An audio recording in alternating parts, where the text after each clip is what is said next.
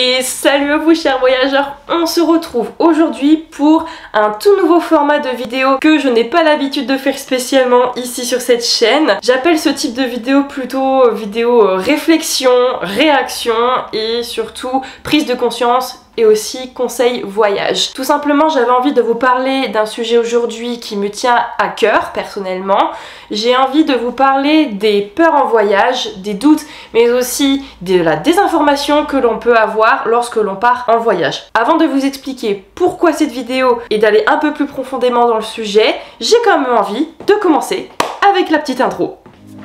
Je m'appelle Romane et je vagabonde tout autour de notre planète depuis plus de 6 ans en sac à dos. Mon objectif, vous partager mes meilleurs conseils, mais aussi vous partager des destinations créatives et peu connues des voyageurs. C'est au travers de mon blog voyage, de mes vlogs et de mes guides vidéo que je vous partage mes meilleurs conseils qui vous permettront de planifier votre voyage du mieux que possible. Vous connaissez la chanson, je vous invite tout d'abord à vous abonner sur cette chaîne si ce type de vidéo vous plaît. Alors c'est vrai que d'habitude je fais plutôt des vlogs voyage ou des guides voyage sous format vidéo, mais je pense que je vais un peu plus me lancer aussi dans ce genre de discussion à cœur ouvert ou alors réflexion qui tourne toujours autour du voyage. Donc si tu en veux plus, n'hésite pas à t'abonner et en plus c'est un super soutien pour moi. Rentrons dans le cœur du sujet. Pourquoi choisir de faire cette vidéo que j'intitule Peur en voyage, doute et désinformation? J'avais vraiment envie d'aborder le sujet après avoir vu la vidéo sur YouTube de Olivia de la chaîne Le Petit Reporter. Je pense que en parfait voyageur vous devez certainement connaître Olivia, je ne vous la présente plus. Ses vidéos sont tout simplement waouh. Elle a récemment sorti une vidéo qui s'appelle YouTube tu nous as fait peur, où elle explique que pendant son voyage qu'elle se trouve en Afrique, en partageant un petit peu la position dans laquelle elle se trouvait, et bien il se trouve qu'elle a eu de nombreuses réactions et commentaires de personnes, de voyageurs, etc. qui n'étaient vraiment pas rassurants. C'était des commentaires qui faisaient franchement peur, ça faisait froid dans le dos et quand tu lis ça franchement t'es pas bien, clairement t'es pas bien, on les voit clairement sur sa vidéo et elle explique en fait avant ce voyage elle n'avait pas de peur quand elle se trouvait sur place etc. Et depuis qu'elle a vu tout ça, eh bien elle a eu vraiment un sentiment de malaise qui s'est mis en place, tout ça à cause de cette lecture de commentaires. Et c'est ce qu'elle explique justement que voilà, YouTube à cause de tout ça, chacun a le droit de s'exprimer, mais faut quand même faire attention à ce que l'on dit et surtout si on n'a pas été dans la région et qu'on ne fait que répéter ce qu'on a entendu par exemple dans la presse etc. C'est peut-être pas l'idéal en fait parce que je veux dire elles sont sur place et du coup elles ont dû changer des plans, elles ont commencé à avoir une certaine panique, c'est pas forcément ce que tu as envie quand tu voyages. Et lorsque j'ai vu cette vidéo, ça a fait un écho énorme en moi. En effet, je me suis complètement retrouvée dans ses propos, ce qui a été énoncé dans cette vidéo. En effet, j'ai été aussi victime de désinformation en voyage, enfin avant et pendant, lorsque je suis partie en 2019. Je suis partie au Liban, donc c'est un voyage combiné avec la Jordanie et le Liban ensemble.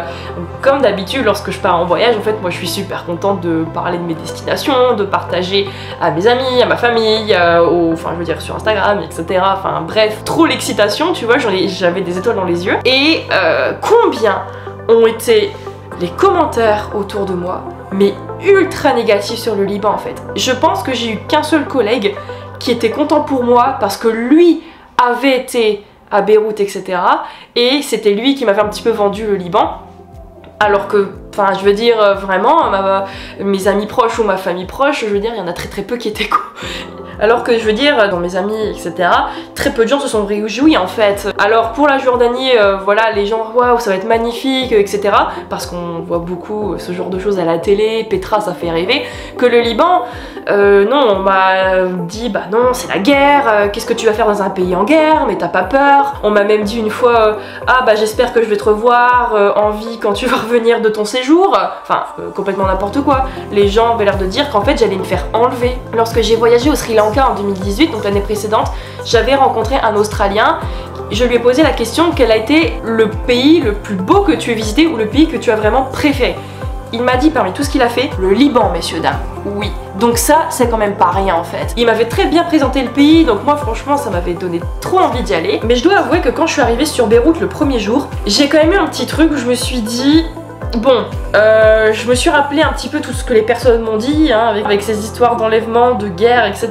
Pas très rassurant. Et à un moment, lorsqu'on prenait la route de Beyrouth jusque Tyr dans le sud, pas très loin de la frontière avec l'Israël, on s'est perdu dans des bananiers, enfin dans des champs de bananes, enfin ou des champs de palmiers, je ne sais plus. Et à un moment, on s'est fait arrêter par un militaire tout seul. Donc en fait c'était un peu flippant. Justement moi je pense à quelque chose qu'on m'a dit. Ah non mais tu vas voir les militaires ils arrêtent jamais les touristes. Hein. Pourquoi de toute façon ils vont t'arrêter? Pourquoi ils vont te contrôler? Jamais on va te demander ta carte d'identité en fait. Donc on se fait arrêter par ce militaire donc perdu dans ce champ. Personne ne peut nous voir littéralement.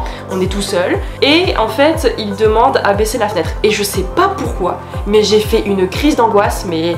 énorme. Je me suis mise à trembler, j'étais paralysée dans ma voiture, c'était mon copain qui conduisait. Je lui ai dit, n'ouvre pas la fenêtre en fait. Il demande nos cartes d'identité alors qu'on m'avait dit que ça ne se faisait pas. Moi je me suis dit, ça y est, je vais me faire enlever en fait. Franchement, sans exagérer, je sais que c'est exagéré, mais j'ai vraiment pensé ça. Je me dis, mais c'est mort. Même mon copain en fait, il a eu trop peur. Ils ont demandé à ce qu'il sorte de la voiture. Mon copain, je dis, mais ne sors pas, s'il te plaît, ne sors pas. Il est sorti quand même parce que tu peux rien dire. Ils ont checké la voiture. Je me rappellerai toujours en fait, le militaire qui vient à ma fenêtre. Il se penche comme ça et il me dit mais pourquoi t'as peur en fait? Il me parlait français tu sais. Et donc là je commence à souffler, j'ai dit bah, excusez-moi mais vraiment enfin j'ai entendu des choses et bah je sais pas, je me suis fait un film dans ma tête. Puis il me dit y a pas de problème, welcome to Lebanon. Et on est parti et on n'a rien eu. Pendant ce voyage au Liban, on était qu'à deux en voiture, on est allé dans des petits endroits paumés peu connu des voyageurs, il s'est rien passé en fait. Il s'est rien passé et à cause de ce que j'ai entendu, bah franchement je me suis foutu une pression déjà au début du voyage qui est restée un petit peu à certains endroits, qui là est sortie de plus belle et après ma journée à Tyr je l'ai même pas kiffé en fait parce que j'avais encore ce souvenir et franchement j'ai mis plusieurs jours avant de relaxer. Du coup bah je me dis si j'avais pas eu tout ça peut-être que j'aurais pas eu cette idée négative quoi. Donc du coup je m'en veux un peu que ça se soit passé et que ça ait un petit peu entaché une partie de mon voyage à cause de ce peut-être surplus d'informations. Je ne sais pas si c'est de la désinformation mais enfin je veux dire il y a eu peut-être un surplus d'infos qui fait que bah, je me suis mise à flipper. En fait je comprends pourquoi mes amis et ma famille ont réagi de la sorte lorsque j'ai annoncé que je partais au Liban, tout simplement parce qu'en fait on est ultra mal informé en fait via la presse grand public comme j'appelle, tu vois. Je suis pas là ici pour détruire la presse ou quoi que ce soit, mais je trouve que malheureusement ce qui est dégagé à la télé ou sur les médias grand public, c'est malheureusement les choses qui sont un peu graves et qui sont là pour faire du bruit. C'est dommage qu'on ne montre que ses effets négatifs, que ses côtés négatifs de ce superbe pays, ou comme pour d'autres pays, hein, je veux dire, il y a d'autres pays qui sont super beaux, qui méritent vraiment d'être vus, mais comme ils se trouvent dans une région du monde qui fait peur ou qui n'est pas tellement connue des voyageurs, et bien tout simplement, les gens font ce shortcut, enfin, ce raccourci avec ce qu'ils entendent, et forcément ils se rabattent là-dessus. Eux ne retiennent que ça, mais je veux dire, mais non, il faut regarder surtout la beauté du pays, et aujourd'hui, je ne regrette pas d'être partie parce que j'ai tout simplement adoré ce pays, c'était magnifique et je suis très contente. Aujourd'hui j'ai fait une vidéo sur le Liban pour rendre hommage justement à ce pays qui malheureusement depuis les événements de 2019 et 2020 souffre. Là j'apporte mon soutien justement aux Libanais comme je peux avec cette vidéo et pour dire les gars n'oubliez pas que le Liban c'est ça, c'est beau, c'est magnifique, les gens sont accueillants.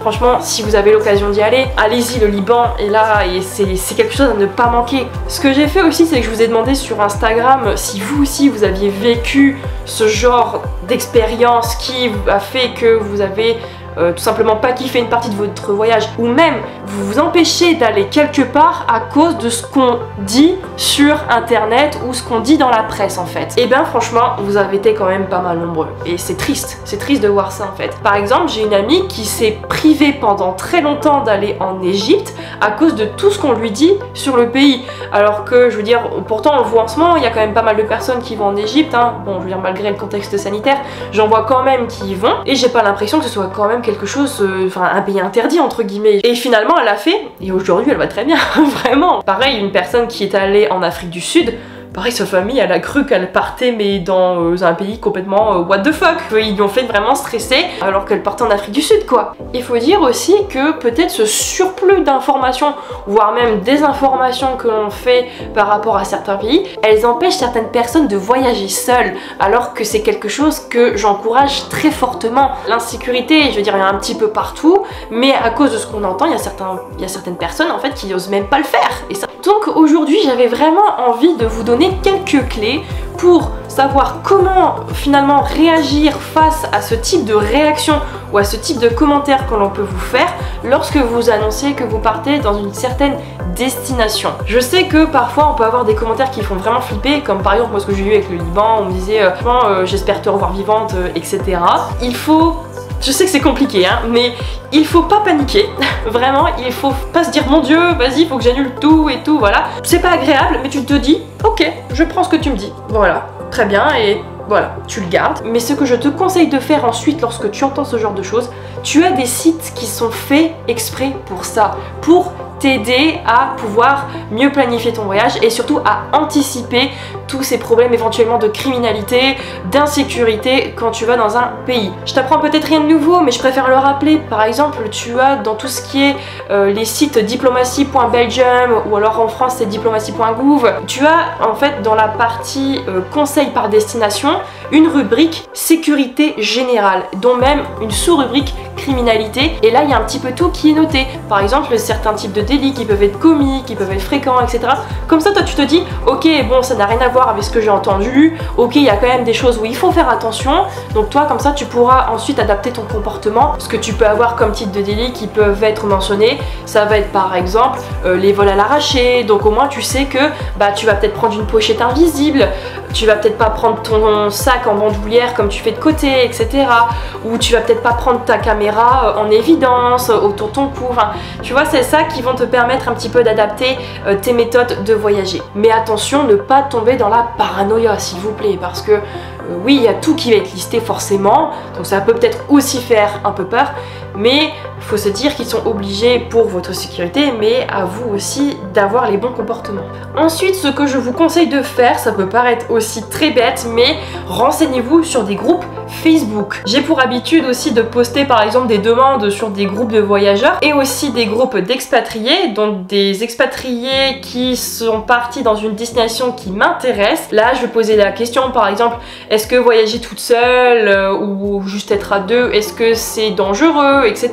Et là, tu vas avoir des feedbacks de vraies personnes qui sont allées sur place, de véritables personnes qui se sont rendues sur les lieux en fait. Et ça, je trouve qu'il n'y a pas meilleur conseil que des personnes qui ont soit vécu l'expérience, donc des voyageurs qui sont passés par là et qui vont toujours te dire oui, ok, c'est super, mais attention, fais attention ici, fais attention à ça.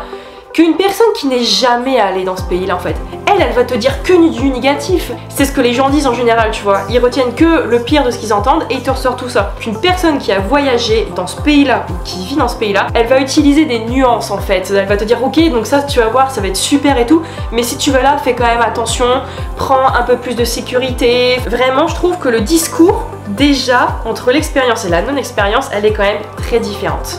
Donc moi je dis toujours faire confiance aux personnes qui sont allées ou les personnes qui y vivent parce que ce sont juste les meilleurs conseils. Je reviens un petit peu à mon histoire pour un petit peu argumenter que vous compreniez. Moi c'est exactement ce qui m'a été dit. Toutes les personnes qui sont allées au Liban, elles m'ont dit c'est ouf le Liban, Romane, franchement tu vas kiffer. Personne ne m'avait parlé d'insécurité en fait, à part les personnes qui n'y sont pas allées. Aussi pour vous rassurer, ce que vous pouvez faire, moi je conseille toujours de réserver votre premier hôtel lorsque vous arrivez dans un pays pour votre première nuit. Aussi ce que vous pouvez faire, vous pouvez prendre un transport, un taxi par exemple, qui arrive de l'hôtel jusqu'à l'aéroport. Souvent c'est arrangé par l'hôtel eux-mêmes. Comme ça vous vous créez un environnement sécurisant dès vos premiers pas et vous restez un petit peu dans cet hôtel pendant plusieurs jours pour connaître le pays, avoir vos petites habitudes. Comme ça vous pouvez vous familiariser et vous pouvez ainsi continuer votre voyage plus sereinement. Alors souvent je conseille hôtel pour premier jour, mais sachez que vous pouvez faire aussi des auberges jeunesse, hein. Mais c'est vrai que pour certains l'hôtel ça peut être plus cocon, où tu sens que tu es un peu plus safe, etc. Après les auberges de jeunesse, moi je dis ça peut être super parce que tu vas rencontrer des personnes qui sont peut-être là depuis 2 semaines et qui sont peut-être sur le trajet retour chez eux.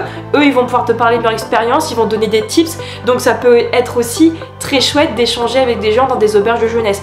Après dans des auberges de jeunesse tu as aussi des chambres privatives parfois, donc comme ça tu peux rencontrer par exemple des gens dans la cuisine ou dans la salle commune et le soir bah t'as ta chambre à toi tranquille, comme ça tu peux t'acclimater tout doucement à ton aise. Cette vidéo n'a ni queue ni tête, je le sais, mais j'avais vraiment envie de vous partager ce que j'avais sur le cœur et ça me chagrine en fait de voir que certaines personnes se privent de voyager tout simplement soit solo ou d'aller dans un pays à cause de peut-être cette désinformation et de ces peurs qui se créent à cause de personnes qui n'ont même pas été dans ces pays-là. Donc c'est pour ça que je voulais vraiment vous donner quelques clés pour que vous puissiez vous-même votre opinion par rapport à une destination.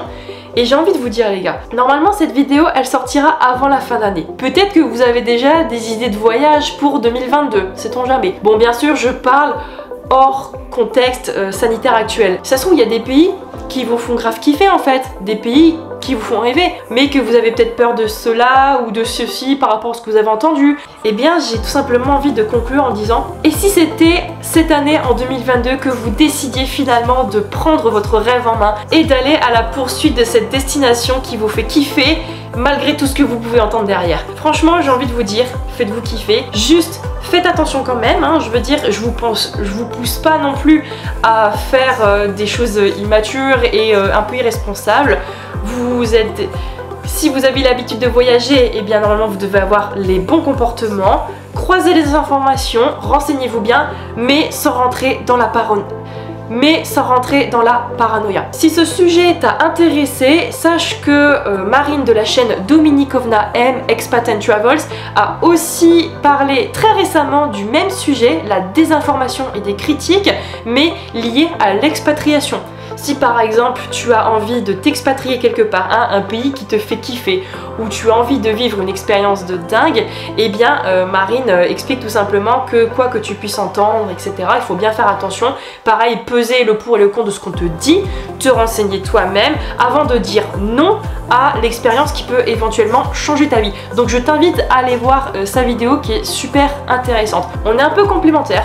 Elle parle expatriation, je parle voyage. Donc voilà, si cette vidéo a fait écho en toi, eh bien je t'invite tout simplement à me dire en commentaire si toi aussi tu as vécu ce type de désinformation, de surinformation et peut-être de peur et de crainte qui se sont développées peut-être pendant ou avant un voyage, ou si tout simplement tu te prives de faire un voyage qui te ferait très kiffer en fait. Donc voilà, j'espère que cette vidéo t'a aidé. C'était surtout du personnel que j'avais envie de dégager aujourd'hui, mais j'espère que ça te donne en tout cas la force d'y aller et surtout la force de faire tes propres choix et tes propres opinions. Si cette vidéo t'a plu, si ta vidéo t'a plu, hein, n'hésite pas à poser un petit like, ça fait super plaisir et c'est un super soutien aussi. Et sur ce, je te dis à très bientôt pour de nouveaux vlogs et de nouveaux guides voyage. Tchuss!